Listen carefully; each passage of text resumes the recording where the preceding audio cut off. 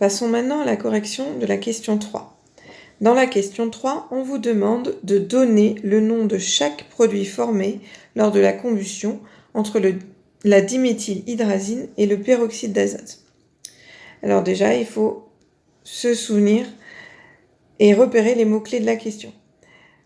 On vous parle d'abord de produit. Qu'est-ce que c'est un produit dans une transformation chimique? Un produit, c'est les choses que l'on retrouve à la fin de la transformation.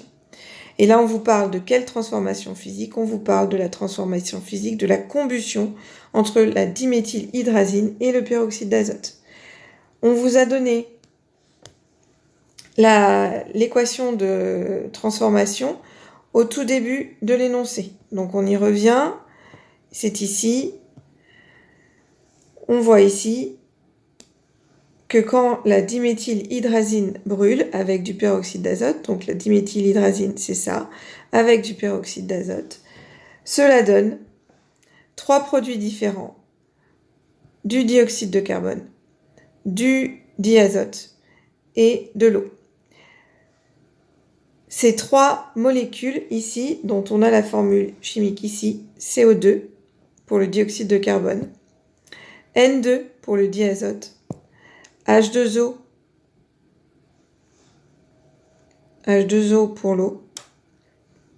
Ces 3 molécules sont à savoir par cœur. Elles sont dans votre cours, dans le chapitre 1. Donc, si on revient à la question et aux réponses qui vous sont proposées, dans la réponse A, on note les produits formés sont du carbone, de l'azote, de l'hydrogène et de l'oxygène. Ça ne va pas. Les produits formés doivent être des noms de molécules. Le carbone, l'azote, l'hydrogène, l'oxygène, ce sont des noms d'atomes. Donc cette réponse A est forcément fausse.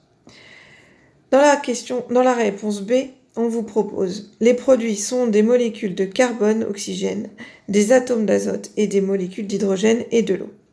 Alors, la molécule de carbone, oxygène, ça n'existe pas. Des atomes d'azote, il n'y a pas d'atomes tout seul qui se forment, ce ne sont que des molécules. Et les molécules d'hydrogène, ça n'existe pas. L'eau est une bonne réponse, la seule de cette réponse proposée. Donc cette réponse ne peut pas être acceptée, c'est une réponse fausse. La réponse C est donc la bonne réponse. Les produits formés lors de cette réaction sont le dioxyde de carbone de formule CO2, le diazote de formule N2 et l'eau de formule H2O. Notez que dans la question, on ne vous demande pas de redonner les formules chimiques. Ici, on les a redonnées pour plus de précision.